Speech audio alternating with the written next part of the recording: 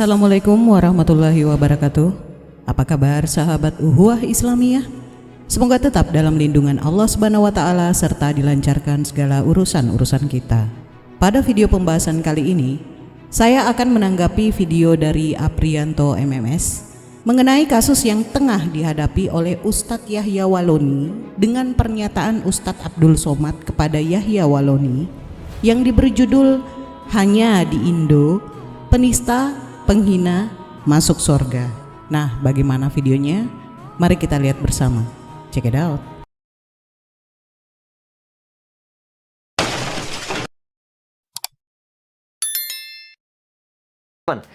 Di video kali ini saya mau menanggapi satu pernyataan dari Ustadz Abdul Somad, ya. Salah satu ustadz yang harusnya sih dia tengah menunggu giliran untuk ditangkap, teman-teman semua, ya, karena pernah melakukan penistaan agama juga, ya. MKC sudah ditangkap, Yahya Waloni sudah ditangkap, harusnya Abdul Somad pun ditangkap. Ya, apa pernyataan dari Abdul Somad yang akan saya tanggapi, teman-teman semua? Gini, Abdul Somad mengatakan dia mengagumi Yahya Waloni. Kemudian dia mengatakan Yahya Waloni itu adalah orang bersih. Dia akan lebih dulu masuk surga daripada saya, kata Abdul Somad. Ya, ketika mendengar nama Yahya Waloni, teman-teman semua, yang akrab di pikiran saya itu adalah beberapa kebiadaban dia, ya, kebrutalan dia dalam menyerang keyakinan saya. Oke, biar lebih jelasnya, kita akan baca artikelnya ini, ya, teman-teman semua. Ini saya kutip dari hops.id. Ya, ini saya dapat sumbernya juga dari Instagramnya Bang Denny Siregar, teman-teman semua, ya.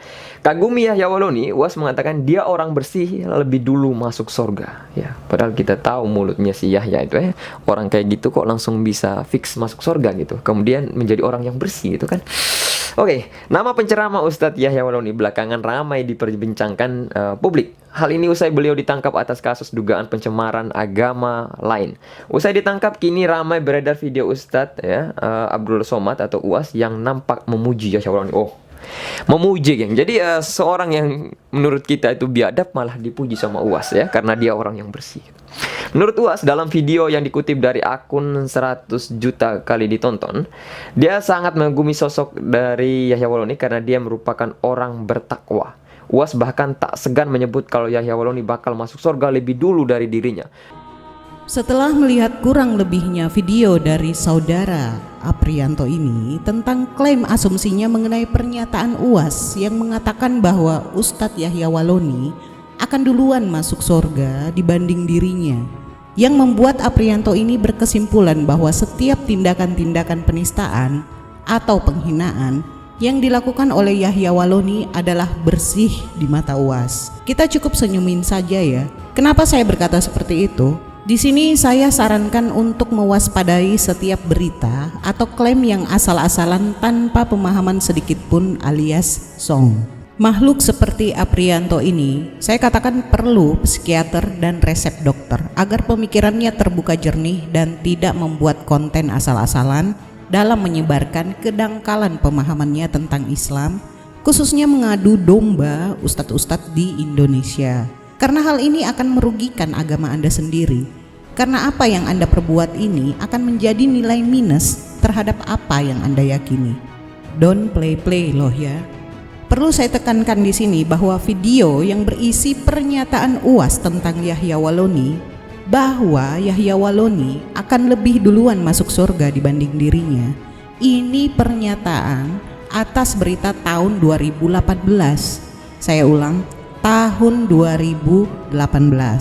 Dan konteks yang dikemukakan oleh Ustadz Abdul Somad ini dalam hal kemu'alafan seseorang, yakni Yahya Waloni. Jadi bukan perbuatan atau sikap Yahya Waloni setelah menjadi muslim. Seseorang yang convert to Islam alias mu'alaf, ini dosa-dosanya terhapuskan di masa lalu dan dia bersih dari dosa. Sama seperti istilah kalau kita ngisi bensin, dimulai dari nol, ya Pak. Makanya dalam berita tersebut UAS menilai Yahya Waloni jauh lebih bersih dan berbeda dibanding dirinya yang sudah terlahir dengan agama Islam. Kalau engkau berusaha dengan pikiran, engkau berjihad. Kalau engkau mencari, maka engkau lebih utama dari mereka-mereka yang dari lahir bapak ibunya sudah muslim. Jelas UAS. Menurutnya, dosa Yahya Waloni dimulai dari nol karena baru pindah agama. berbeda dengan dirinya yang sudah lapendos, yakni lelaki penuh dosa. Maka Yahya Waloni bersih sebersih-bersihnya karena dimulai dari nol dosanya. Kalau Uwas ini kan lapendos, lelaki penuh dosa.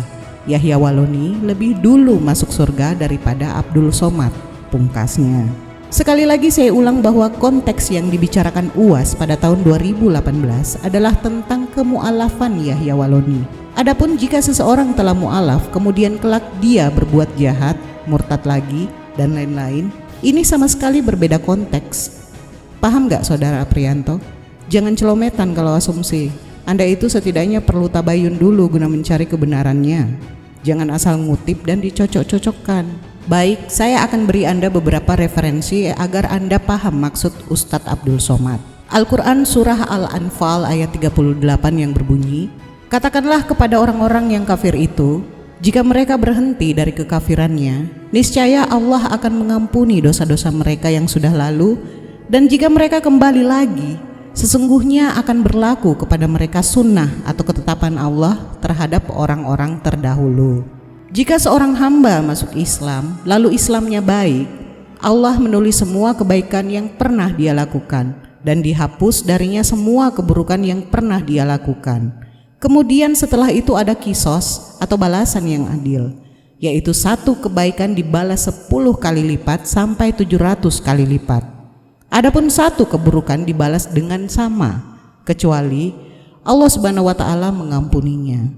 Hadis riwayat Nasai nomor 4998.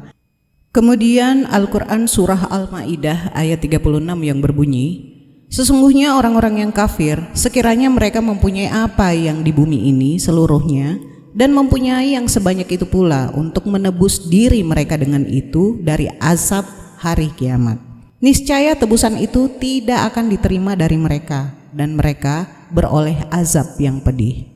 Nah, dan tentunya masih banyak lagi ayat-ayat Al-Quran dan hadis yang berbicara tentang hal tersebut ya.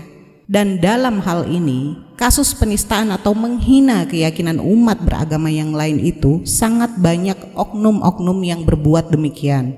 Bukan cuma oknum dari umat Islam, tapi banyak juga oknum dari non-muslim. Contoh kasus yang kemarin juga, tanpa saya menyebutkan nama, tentu para netizen telah mengetahuinya. Tetap waspada terhadap makhluk-makhluk yang dengan gampang kemakan doktrin. Maksudnya kemakan berita-berita tanpa mengetahui konteks yang dibicarakan, apalagi dalam hal mengadu domba para ulama. Metode yang digunakan apologet Kristen dengan mengkritisi para ulama, ustadz dan kiai, serta membentur-benturkan dengan adu domba atau belah bambu, atau ujung satu diinjak, ujung satunya diangkat. Ini perlu diwaspadai karena metode ini adalah bagian dari misi pendangkalan akidah umat Islam. Jadilah umat Islam yang kritis, cerdas, dan memiliki giroh yang kuat. Ingat, tabayun. Dan nasihat untuk kali ini adalah uang aja dilihat, diraba, diterawang, apalagi otak kafir, minim dicelupin lah. Saya akhiri pembahasan kali ini, semoga ada hikmah dan pembelajaran yang bisa kita petik. Kurang lebihnya mohon dimaafkan. Akhir kata, Maha benar Allah dengan segala firman-Nya. Allahumma salli ala Sayyidina Muhammad. Wassalamualaikum warahmatullahi wabarakatuh.